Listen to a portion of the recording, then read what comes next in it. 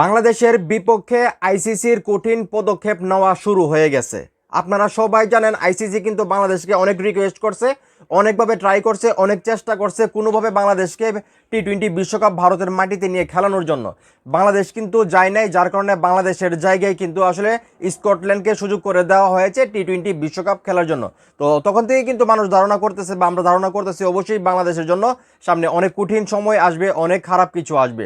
তো এটার মধ্যে কিন্তু আরও একটা নিউজ আসলো যেখানে বলা হইতেছে বাংলাদেশের কোনো সাংবাদিককে দেয়নি বিশ্বকাপের মিডিয়া অ্যাক্রিডিটেশন, মানে বাংলাদেশের কোনো সাংবাদিক আসলে বিশ্বকাপ টি-20 বিশ্বকাপ কাভার করতে পারবে না ওই মাঠে গিয়ে বা ওইখানে গিয়ে, সেটা কাউকে সেরকম অনুমতি দেওয়া হয় নাই। আমরা জানি সবসময় কিন্তু যে কোনো ইভেন্টে মানে টি-20 বিশ্বকাপ হোক বা অন্য কোনো ইভেন্টে, বড় ইভেন্টে কিন্তু বাংলাদেশ থেকে অনেকগুলো সাংবাদিক যায় যারা আসলে বিশ্বকাপ থেকে তাদেরকে পারমিশন দেওয়া হয় বা বিভিন্ন টুর্নামেন্ট থেকে তাদেরকে পারমিশন দেওয়া হয় ওইখানে গিয়ে আসলে তাদেরকে সরাসরি নিউজগুলো কাভার করার জন্য বা মানে জড়িত থাকার জন্য। তো সেইখান থেকে কিন্তু এইবার বাংলাদেশের কোনো সাংবাদিককে আসলে সেই সুযোগটা দেওয়া হচ্ছে না। তো এখানে কিন্তু বলা হচ্ছে ভারতের কথা মতোই চলে আইসিসি।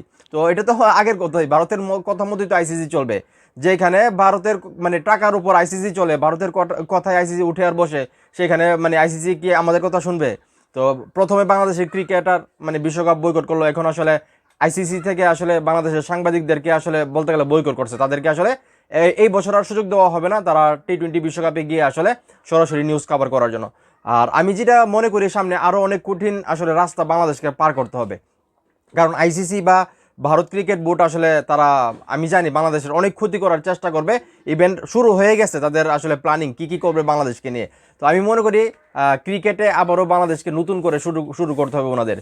তো এখন এই মুহূর্তে যারা আমার এই ভিডিও দেখতেছেন, এই যে আইসিসি আসলে অ্যাকশন শুরু করে দিচ্ছে বাংলাদেশের বিপক্ষে, যার প্রথম পদক্ষেপ দেখতেছি বাংলাদেশের সাংবাদিকদেরকে বিশ্বকাপের ইভেন্ট থেকে আসলে বয়কট করতেছে। তো এই বিষয়টাকে আপনারা কীভাবে দেখতেছেন? এটা কি আসলে আইসিসি ঠিক হইতেছে? তো আপনাদের মতামত অবশ্যই কমেন্ট করে জানাবেন। ভিডিওটা ভালো লাগলে অবশ্যই শেয়ার করবেন।